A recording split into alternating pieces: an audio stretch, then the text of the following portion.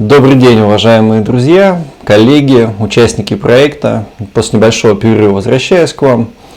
Казалось бы, 2% роста, который ожидает Китай по итогам 2020 года, что может быть лучше? Должны быть ликующие китайцы, все должны завидовать китайцам, потому что МВФ сообщил о том, что мировая экономика по итогам 2020 года упадет на 4,4%, а у Китая вырастет на 2%, точнее на 1,9%. Но почему-то всеобщего ликования в Китае нет. Наоборот, премьер-министр Китая Ли Кэцян, который отвечает за, собственно, всю экономику в стране, он сообщил о том, что для того, чтобы возобновить рост, похожий на то, что был до пандемии, потребуются огромные усилия. Переводя с китайского на русский язык, огромные усилия — это почти невозможно.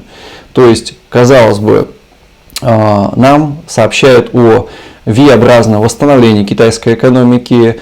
Нам говорят, что пассажирское сообщение восстановилось работа промышленности, растет потребительский сектор.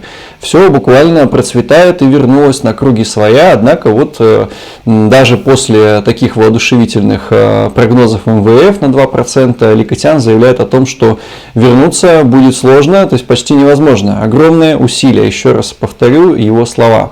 Что реально происходит в китайской экономике, почему 2% роста – это катастрофа для Китая. То, что для всех остальных это то, что было бы здорово, максимально прекрасно, но для Китая это получается что-то негативное. Почему так? На самом деле все достаточно просто. Уже в 2019 году, по оценкам Народного банка Китая, это китайский Центробанк, если китайская экономика будет расти меньше 4,5% в год, более половины банков, по сути дела, будут банкротами. То есть речь о чем идет? Что 4,5% для Китая, по сути дела, это нулевой рост. То есть, если китайская экономика растет меньше 4,5%, половина банковской системы схлопывается. Что это значит? Схлопываются предприятия, которые обслуживают эти банки, схлопываются люди, оказываются безработными и так далее. Кстати, безработица тоже. Премьер сказал по-китайски, что вопрос о давлении безработицы на экономику очень большой. Переводя на русский язык, это означает, что проблемы скоро выплеснутся наружу. Те, которые были в первом квартале, они станут очевидными. Давайте вернемся к деталям, то, что происходит в китайской экономике. 4,5% падает половина банковской системы. Легко предположить, что при 2% упадет 2/3, если не 4/5 всей банковской системы. А если мы вспомним, что речь идет о китайской статистике, то китайскую банковскую систему ожидает коллапс. Именно с этим, скорее всего, связано заявление Народного банка Китая, что Народный банк не предполагает дополнительных монетарных стимулов к поддержке экономики. То есть, проще говоря, дальше вопрос встает, существует ли финансовая система Китая, либо мы продолжаем делать хорошую мину при плохой игре. Тратим огромные деньги для того, чтобы доказать всему миру, что у нас идет V-образное восстановление. Я постараюсь привести в этом видео для вас график, на котором вы можете увидеть, как идет восстановление реального спроса в китайской экономике. К сожалению, он далек от восстановления V-образного. А это значит, что деньги тратятся на поддержку кредитования предприятий, а реально люди перестают покупать и пользоваться какими-то услугами. Кстати, это очень хорошо видно по последней неделе. Завершилась неделя китайских праздников в связи с образованием КНР, 10-дневка. И туристическая индустрия не досчиталась 30% дохода. Хотя, казалось бы, нет никакой второй волны, разрешены посещения, массовые мероприятия и так далее. И многие не выехали за рубеж, то есть почти все не выехали за рубеж. При этом внутренняя индустрия туризма не досчиталась 30%. Видно, что эта проблема падения после локдауна 30%, она остается. Реальный вопрос, сколько китайцы вложили в поддержание экономики на том, чтобы сохранить оптимизм населения и инвесторов западных, что немаловажно, инвесторов в в том числе в биржу китайскую, либо те предприятия, которые котируются на Нью-Йоркской фондовой бирже, либо на других американских биржах. Китайские предприятия, они в количестве 200 штук разместили свои акции уже на протяжении многих лет, и показатели китайской экономики влияют на желание американских инвесторов покупать китайские акции на собственных биржах. И именно поэтому, возможно, сохраняется хорошая мина при достаточно плохой игре. Очень важно ответить на два вопроса.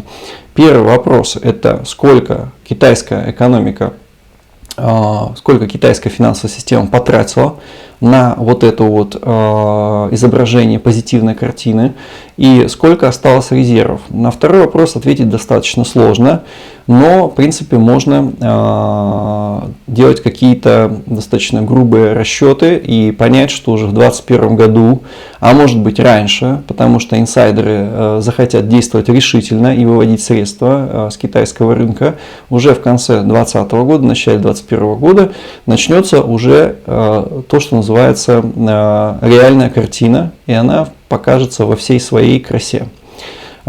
Сколько потратил Банк Китая на кредитование бизнеса?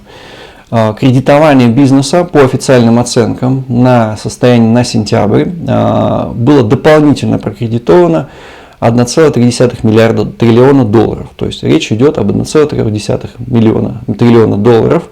Величина колоссальная, потому что общий ВВП Китая 14 триллионов долларов плюс-минус, соответственно, но речь идет только о дополнительном кредитовании, а ведь это было еще и основное кредитование тех предприятий, которые, по сути дела, не работали.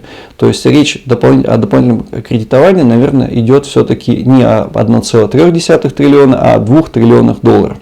Кроме этого, я напомню, многократно об этом говорил, что кроме кредитования снижались ставки, соответственно, по кредитованию. То есть, по сути дела, банки не дозарабатывали деньги и, соответственно, не могли бы в дальнейшем вернуть эти кредиты Центральному банку, Народному банку Китая. И на то, что обращает сам комсомольский премьер Ли Кэтян постоянно внимание, это снижение фискальной нагрузки. То есть государство просто не получало дохода. Государство постоянно вытаскивало деньги из своих резервов, но максимально сократило фискальную нагрузку, налоговую нагрузку на предприятия, не получало налоги. Есть еще третье, это субсидии.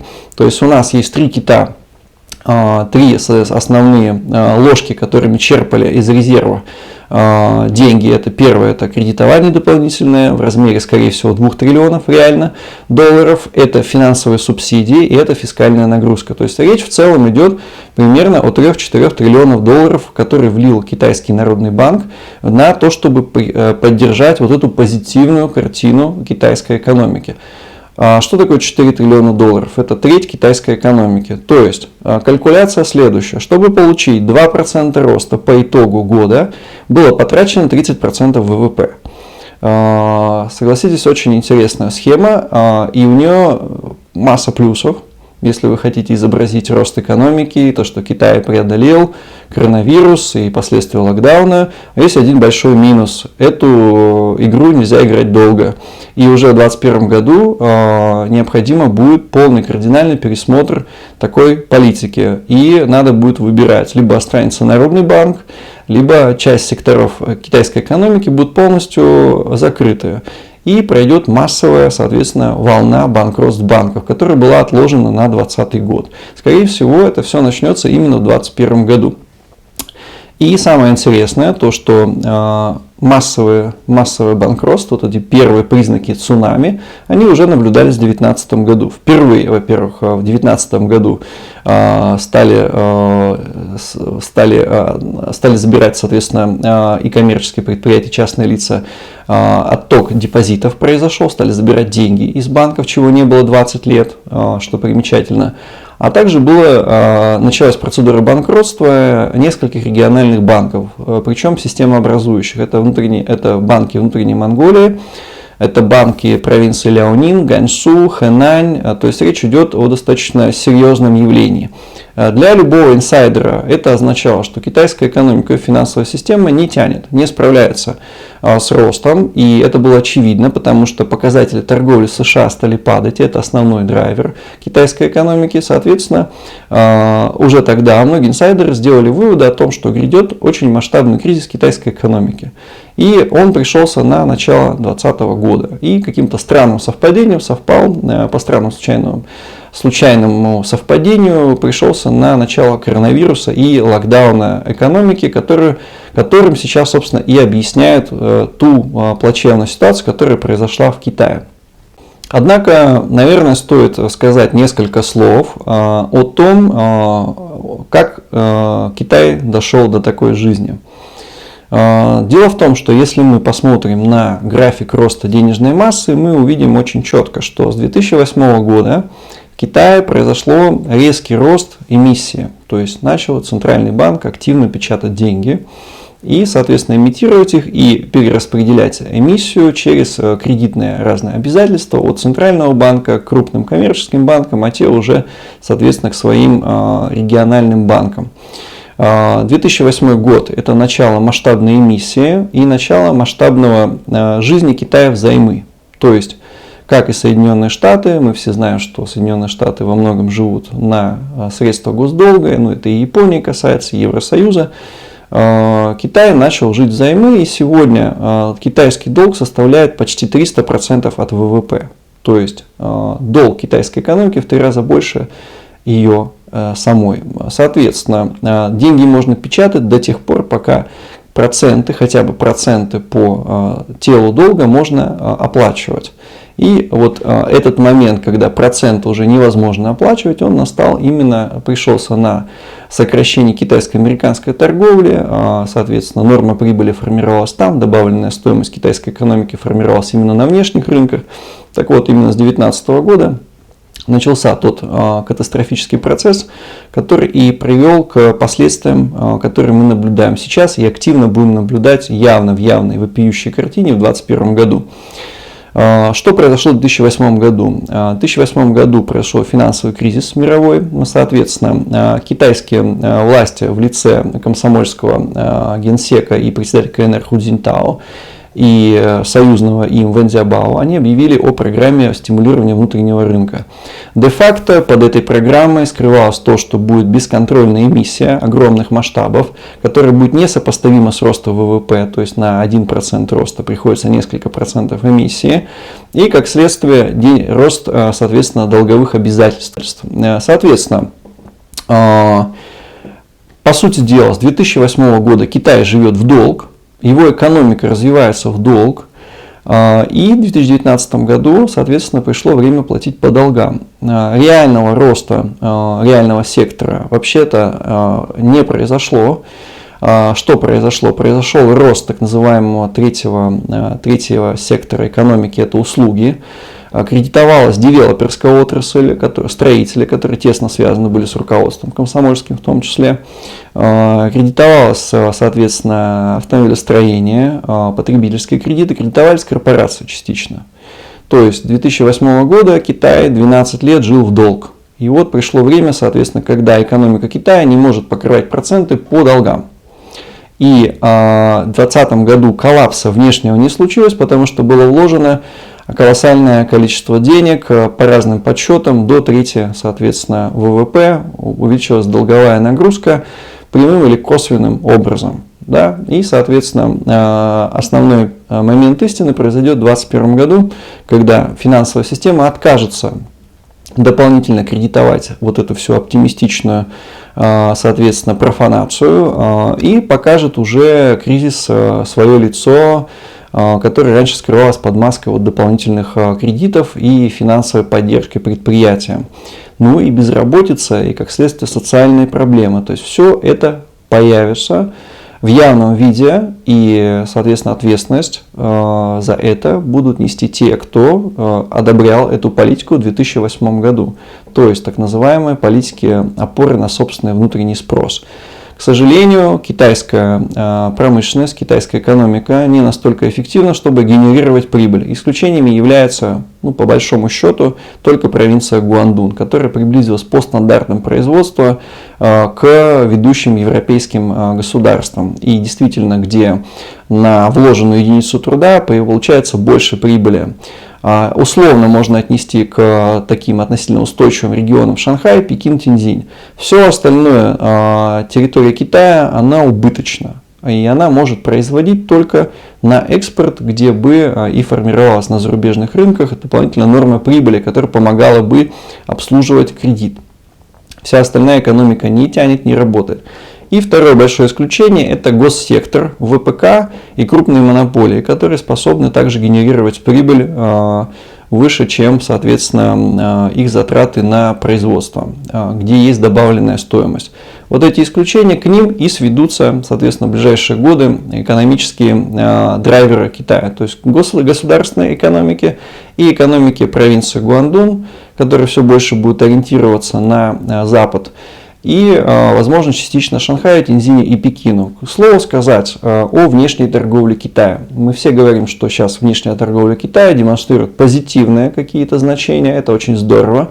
Но если мы начнем интересоваться деталями, какие же провинции растут и за счет кого восстанавливается внешняя торговля, то мы увидим очень печальную картину, что провинция Гуандун наращивает масштабно свой экспорт в США. США открывает двери для экспорта провинции Гуандун, то же самое с Шанхаем.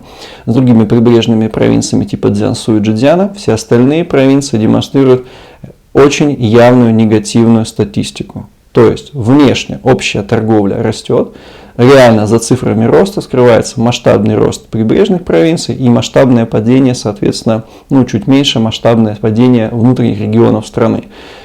Очевидно, что социальные проблемы грядут, за ними грядут политические проблемы, и то, соответственно, как будет развиваться дальнейшая экономика Китая, какие будут приняты приоритеты по спасению тех или иных секторов, провинций и так далее, мы будем наблюдать в том числе и политическую картину, в том числе на ближайшем пленуме Центрального комитета Компартии, который состоится в конце октября перед американскими выборами. Спасибо большое.